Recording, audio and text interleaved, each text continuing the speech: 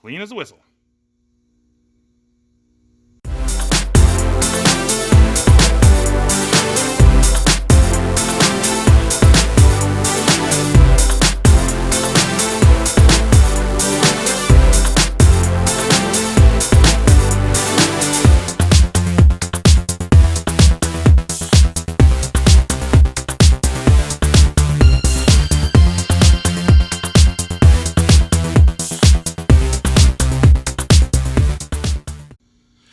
Welcome back. And as you can see, back on the case.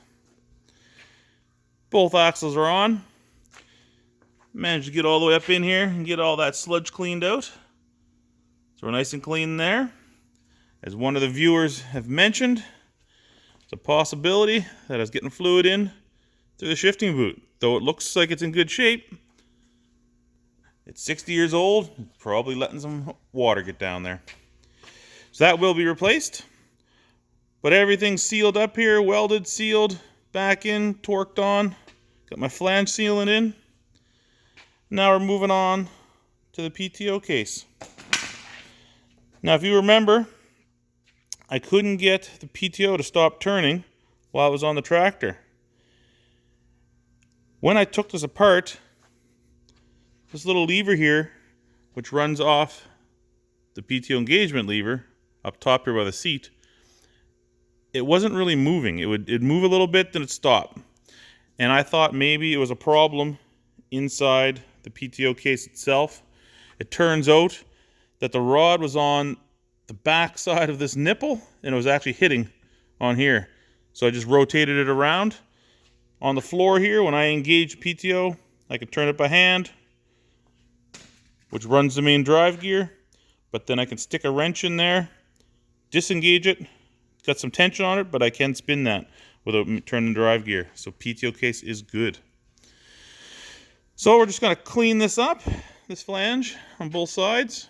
Make sure all the oil and grease is gone, no rust and crap is in there. Then we're going to just lift this up and shove her on.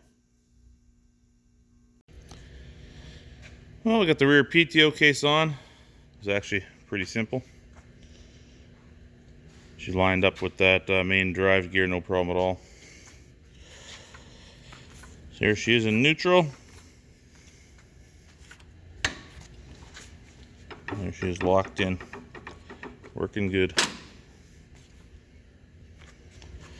So now one thing I'm going to try now is this coupler that they've put on here. The bolt is sheared off and twisted inside. This is supposed to be a 540 spline, but that is well used and well worn.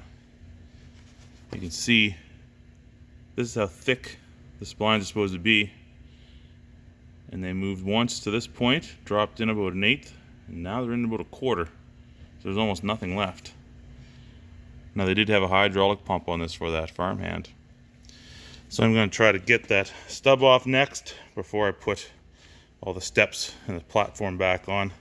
Just give me a little bit more room to work. Well, things aren't going so good. I pried and twisted and pulled on that PTO shaft. I'm afraid I'm going to damage this rear case. It is on there good. So I thought I'd pull the whole PTO housing out. And this is how far I got. Just over 1 inch. I can see the shifting fork for engagement. It's disconnected and out of the way. In the manual, the way the parts breakdown is there, it appears that this just pulls straight out, which obviously it doesn't. As I was pulling it out, I heard kind of a clunk, like something fell, and now I'm stuck. Can't go out, and it can't go back in now. I don't know if I can get at this thing through the hydraulic pump side of it. There must be some way to remove this cross shaft that holds the shifting fork, because that is what appears to be stopping me. I don't know if we can see it in there. Can't see with the camera, but it does look like it's touching the top of that PTO cage housing, which is what you're seeing, the shiny part right there. I've tried and tried. I can't get it out. I don't think there's any way I can get at anything inside the filter housing. But I'm going to have to pull this pump, I guess. But before I do it, I think I'm going to jump on the old interweb, a couple of the case groups that I belong to, and maybe to see if someone else has an idea of what's going on. I'm sure someone has taken these apart before that's still alive. Can't be the only crazy fool out here that's working on this old stuff. I'm sure I'm not. I'm sure someone knows. So before I pull this pump, I'm going to go pop a little message on one of the Facebook pages and see if I can get an idea what's going on. And it's the next day. After yesterday, I was having trouble getting this PTO housing out. I jumped on the old internet, sent a message out to one of the vintage case sites that I belong to, and I got in touch with a guy who has had one of these apart, or has one apart right now. And yes, this hydraulic pump has to come off. This shaft right here, that's the shifting shaft for the engagement of the PTO, which has the fork that I can see that's disengaged, but as it goes across, the top of this PTO cage is touching it inside. So I guess pump comes off. There's 2 bolts inside that hold that fork to the shaft. Remove those, and I should be able to slide that shaft out, and then hopefully remove this out of there. And all of this is just so I can get this worn out stub shaft off this regular PTO shaft. Looks like it's a couple 3/4 inch bolts, or 2 up top and 2 3/4 inch nuts underneath, and it should slide right off hopefully.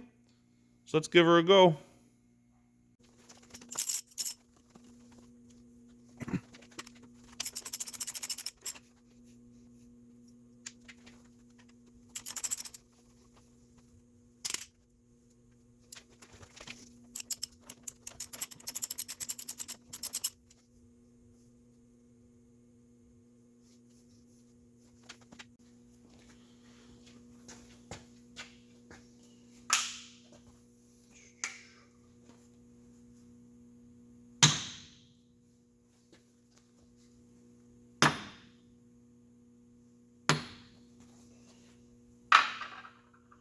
Looks like she's free. See if we can slide that out of there.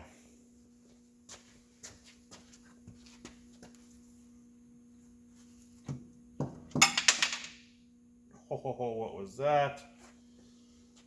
Something else just fell down inside.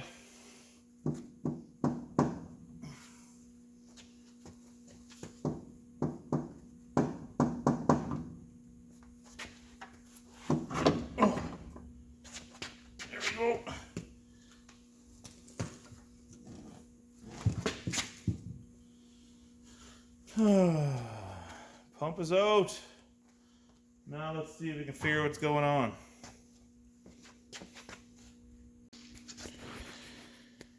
Hey, pump is out. Nice and clean. No rust, which is good. And there are the 2 bolts that I was told about. Holding this fork on, which is great. But something has fallen down inside. And I can see there's a cross line here. And on here, something was attached. A keyway or something was in there, and now it must be at the bottom of this case. Hopefully it made it all the way through. Geez, I can see that PTO must have got hot a couple times. Hopefully it's still good. But now we can get that fork off, hopefully, and get this out. Those 2 bolts in there were actually fairly loose. I was surprised at actually how loose they were. So now I guess this slides off. I think she might need a little persuasion in there to help it come out.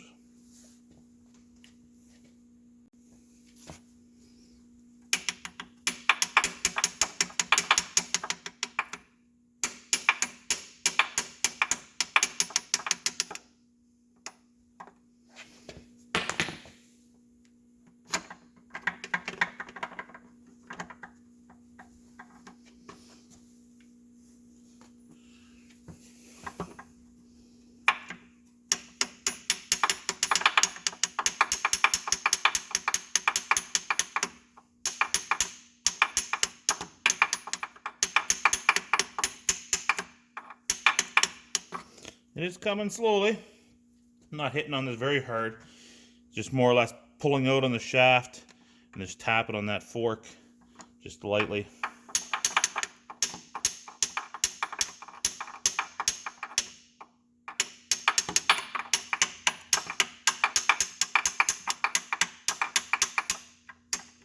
There she goes. Get her out. And then there is a little mark here, which I can see on the end of the shaft. And also there are 2 half moon keys. Make sure that goes back in the same way.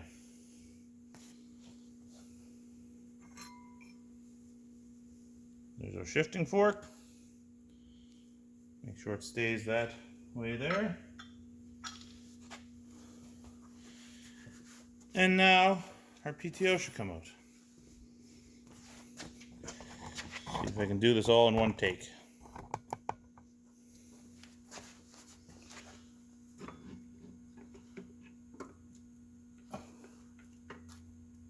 There we go. Clutch packs and everything.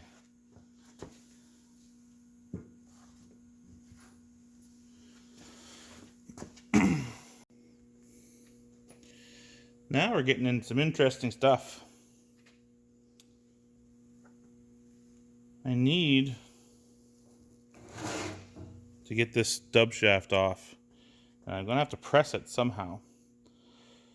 So these are all the clutch discs and all the pressure plates, just like in any transmission. I'm going to have to try to disassemble this to see if I can get this off, get that shaft. Hopefully it goes out that way.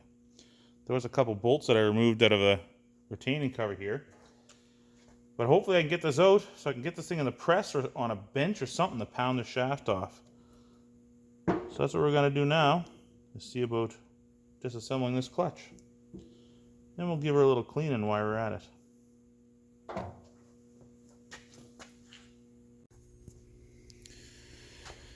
Well, I'm no closer to getting this stub shaft off. We got even a bigger problem, what I realized here. If you can see down the hole there, the hole doesn't go straight across. And if you look, you can kind of gauge to where the original PTO shaft spline is to where it's coming off, it's twisted. So not only is the coupler toast, but this PTO shaft is toast as well too. Now that is what's stopping me from getting this off. I can't just pull it off. It's twisted on there, so it's jammed solid. In order to get this PTO shaft out, there's actually a bolt on the end here, which would allow me to pull everything out and then drop the clutch assembly aside. Buying this PTO shaft, used or not, is not going to be a feasibility for me. This is not something I'm looking forward to, and I don't think I'm going to do her. So my plan is, call me crazy, get the old gas axe, cut and torch, and I am going to cut this coupler in 2 pieces to remove this. When I do, hopefully I can do it without getting this too hot and melting this seal in here. But once I get that off, then I can remove this PTO shaft, I'm going to clean it up the best I can so a new coupler can get pounded on, even though it's twisted. I'm going to bolt it, and the new coupler is going to be permanent. I might even maybe throw a weld on there. And then all I'll do is, once this back is assembled, I'll just move my drawbar out a little bit just to give me my right clearance between the end of my PTO shaft and my drawbar pinhole. So that's the plan. Carefully cut that old PTO stub away without damaging the one underneath of it. Now I do see the torch is empty on oxygen. So unfortunately, this is going to be the end of the video. I'll have to see if I can get one filled this week. Get my buddy to take it over or whatever. And then we can continue on. This is definitely a learning curve. Deeper than I ever thought I'd be into this thing. I thought it was only engine issues. But the other issue I found too, I might as well show you while I'm at it. This does have did have a PTO brake. I don't know if we can see it here, but it is melted to nothing. It is just a melted ball of goop inside. Here you can see what's left to it. It looks like it's all charcoaled. So I have to get this off either way. Got to clean that up. I don't care if it has a brake anymore. It can spin freely. That's not a problem. But I do got to get all that out. If that starts to break free and fall down in my clutch packs, that'll make a mess. There's one little chunk missing out of it already. So we're going to check out the bottom of this case. Plus there is the keyway that goes on the drive shaft that is down in there somewhere. So anyway, we're spread out again. So hopefully I can get a torch going by next weekend. We can lay into this thing hard. Thanks for watching.